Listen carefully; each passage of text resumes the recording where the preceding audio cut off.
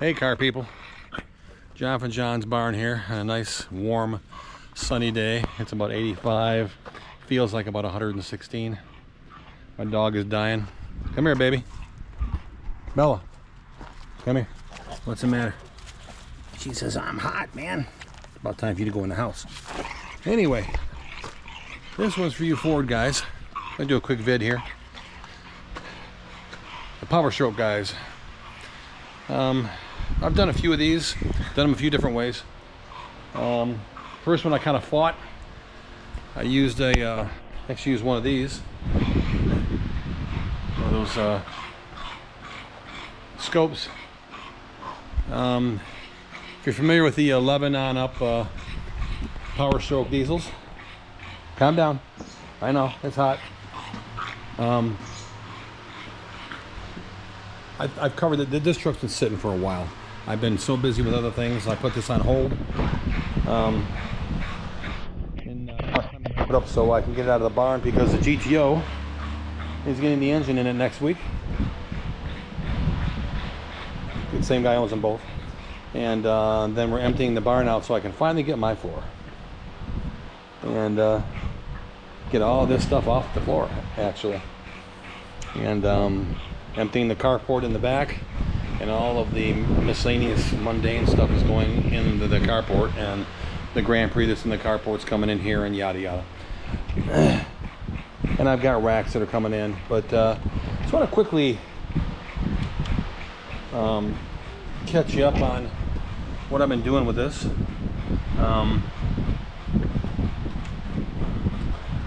For you guys that know about these 6.7 powerstrokes, turbos are turds. 11, 12, you know, the early 6.7s had the bearing composite was wrong, and they had a huge failure rate, big time. You know, they used to say, oh, you can't do it unless the cab's off. Well, there's 100 videos on YouTube that says that you're mistaken. This is how I do them. I did the first one years back and used one of those. It was tricky. We're talking about the famous V-band clamp that goes around one of the up pipes. Okay, goes onto the turbo, like as such.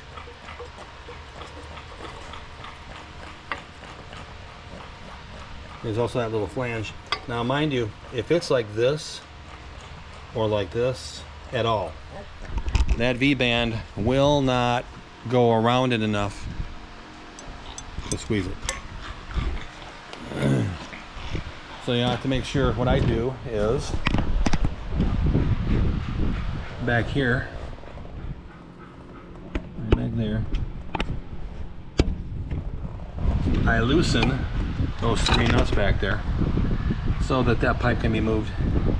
And an old timer told me this after I did the first one. I said, man, it was kind of a pain in the ass getting back there and getting that one driver's side V-band clamp around it, you know, get the pipe. He said, did you loosen the pipe? I said, yes, I did. So I could wiggle it, and I got the flange to, you know, lock in. But I just, man, I couldn't see. And he said, I used a bore scope, and it helped. And he said, you have a little round mirror or square mirror, you know, like the gals sit in their, you know, from their vanity putting their makeup on. I said, yeah, as a matter of fact, I got an old one. It's in the closet, or you know, in the closet in the bathroom.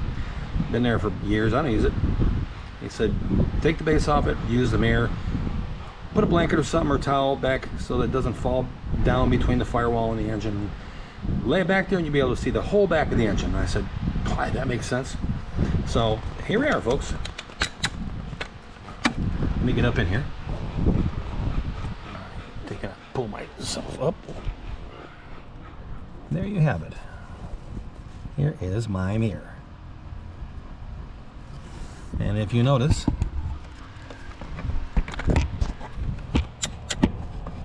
you can easily see. Let me move this. You can easily see the V-band clamp in the light. And there it is, right there. Piece of cake. It was about 6 minutes, and it was into its groove, and I had started to tighten the nut. That was that. See, simply what you do is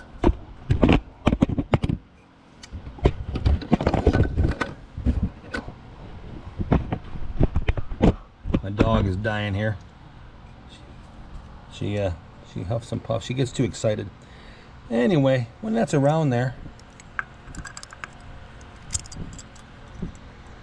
as you can see down there, now this nut has only got to be on about maybe a half a turn. They don't give you any extra. It's tight. But you get, what I did was I do one of these numbers here, and you just squeeze, and it'll fall in there. Sometimes they'll actually go like this, which this last one did, which was fine. It's fine. I took a real small pair of, oh, they're here somewhere. I was going to show you. Yep, they're there. I took this real small pair, clamped it on there, and turned it, and it locked in. And of course the rest is easy. You just, away you go. So I happened to look through quite a few videos just in my evenings, surfing the tube, and not one person had a mirror laying back there like this. And I thought maybe it'd help you guys out. There's the down pipe down there. That'll come up here. Don't forget about the bracket. There's a bracket that bolts onto that down pipe, and there's a bolt goes through the bracket and bolts into the back of the block. Make sure you have that on there. I've had guys say, oh, that's not significant, but it is. I've talked to diesel mechanics who said that they've had them come in without that bolt, and literally the exhaust has been vibrating so long that it literally breaks the lip around the downpipe where the V-band is, and the downpipe would start to leak just from it. You know, diesels vibrate. People don't realize that. That's why they have brackets everywhere. But also right here, I'll show you. It's called a CCV, crankcase ventilation. It's a big box. It's basically a PCV valve on steroids.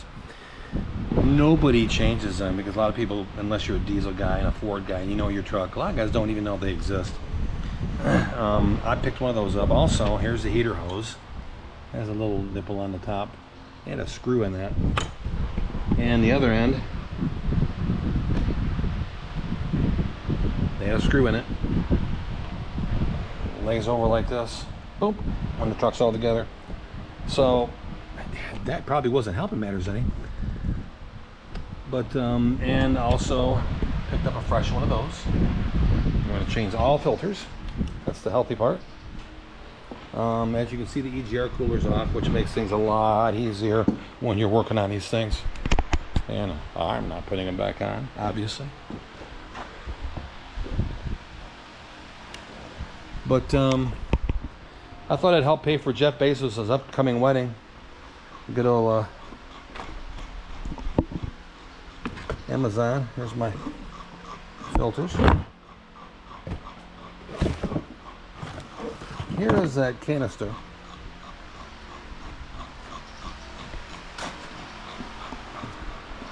Like I said, it mounts. You can't miss it. You can see it even with everything together. You can see it. It's on the what you would call the driver's side valve cover. That's what you want to call it. But what happens quite often, and it's actually happened to this one, they go so long without being changed. This one's actually busted. See right there? It is separating, and it is soaked and leaking oil. And that's what happens. They have filters inside of them, and the filters just get saturated, and they get so full, and the crankcase ventilation starts to to creep up on you, and they'll. I've seen on the YouTube videos where guys have taken them out and they've been cracked, like literally ruptured, broke. So, and of course, everybody on YouTube covers the getting the dreaded band clamp off. You go through the, go through here, and there's plenty of videos showing how the inner well is taken out quickly, and guys are using long bars to get up in there and smack it a couple times and trip that last V-band clamp that goes around. Here's the turbo off, as a matter of fact. This is the back of the turbo. This is the monster we're talking about down here. So your driver's side up pipe comes down. Get out of the way. You gotta be in the picture all the time. Huh? Come on, let's go. Comes around and goes into here. And so you come through the firewall, or the firewall, the wheelhouse, and you'll take and smack. You'll take a big bar and hit that clamp until it pops it loose. Top one is here's the down pipe. Here's your other up pipe for the passenger side. That's a no-brainer. That came off in about 6 minutes, and I was taking my time. There's that one. So the one I showed you that I used the mirror, that's that driver's side up pipe that you can't see under normal circumstances, and you can feel it, but you just can't feel what you're doing. Some guys are good at it. Some guys, I talked to one guy, he says, I've never, maybe I'm lucky. He said, I put the nut on and I turn it about a quarter of a thread and I get it to where everything's in there. And I've got long, strong fingers. I've been doing this forever, and I squeeze, and at the same time I push down, and what he does is he's squeezing this, and he said I'll put my finger up here and I'll squeeze and push, and he says I'll push and down it goes. And he said once in a while it'll go in halfway, and then that's what happened to me actually. I'll show you what I did. Mine actually ended up in there like this, and I've got a real tiny needle nose pair of vice grips, and I took them and I clamped them right here and just simply turned, and boom, popped in. Piece of cake. So I actually have to go rescue another one of his trucks. It is leaking fuel underneath the driver's door, which you Ford guys will know is where the other filter is. He says he thinks one of the guys hit something at a job site, and he said it's trickling out when it's running. So I got a feeling that the canister, the filter canister may be cracked. Hope it's something simple. Shouldn't be a line. So when I get back, it's just down the road here. I'm going to take a look at it and see what it needs. Come back here, and this will be pretty much buttoned up, and tomorrow it's going to be running. Because if you've been following me at all, I need this thing running now, because the engine for his GTO is going together next week. And on the run-in stand, the break-in, then in the car, then all of this is coming out. I'm going outside on tarps and covered, and he's going to do my floor for me. He does. He owns a steel company, and they also do concrete, you name it. And he said, "I'm gonna do your floor for you." And I said, "Okay, just let me know what it's gonna cost me." He said, "I'm gonna do it for you. Not gonna cost you a dime." I said, "I can't let you do that. It's $15,000 or $20,000 worth of concrete." And he said, "Well, just knock a little bit off of each truck." And I said, "Well, I'd rather just pay for it." And he said, "No, I insist. Because I've went out of state to rescue him, and we have a very good relationship. We're very close friends." So, yes, this summer there will be a floor in this barn. It was supposed to be last fall, and he got way behind, and he got hurt. He broke his hand, and I got tied up, and I had some issues, family issues I had to take care of. So now we're going to do it. So I just wanted to cover that. The rest of our parts, of course, are laying over here. There's the lower plenum, upper. None of this goes on, of course, because we For some reason, mysteriously lost the EGR setup. Isn't that a shame? And so that takes care of that. I just wanted to cover that because I out of curiosity, I started searching videos on how to get that clamp on there, how other people are doing it, and nobody's using a mirror. And I'm like, that's how I do it. You know, and it's so easy. So I just wanted to cover that. We're gonna sign off here. I'm gonna do another video on a couple cars I picked up from Missouri. I just cannot keep myself off of the internet. These came out of an old tow company that was started in 1958 or 59. And I got 3 more coming next week.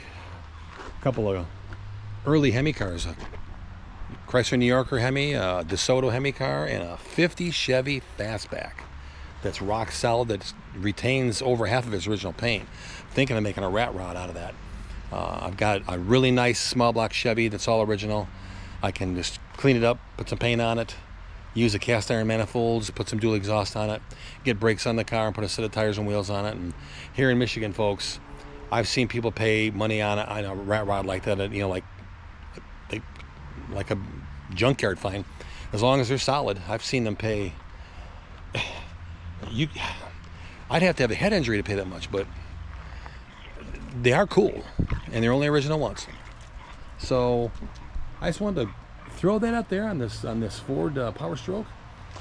She's gonna be done pretty soon, and thanks for following me. And this is for now, we're gonna sign off on this one. This is John from John's Garage, John's Barn, John's Yard, John's Carport. Me and John's Barn says thanks again, and people, be nice to each other. Pray for everybody, you know, in the Middle East. Let's hope that things improve. You know, nobody needs to get hurt. Yeah, it's a shame that there's always going to be fighting. Someone's always going to be fighting. But just say a prayer for people. You know, maybe someone's got a relative overseas. Someone's in the military.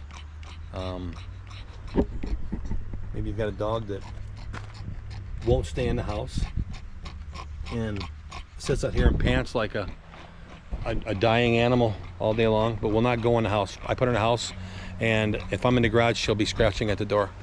If it's over 40, she's got to be outside. But be kind to animals. They're an overflow of God's love. Remember that. And thanks for visiting John's Barn and all of John's cars and his toys and his Trans Am and a car he already sold, and now the guy wants me to do all kinds of stuff to it so he can drive it the way it is. The whole premise of selling that car instead of keeping it was so it was gone. That's how it goes. So see you soon. Thanks again. John from John's Barn.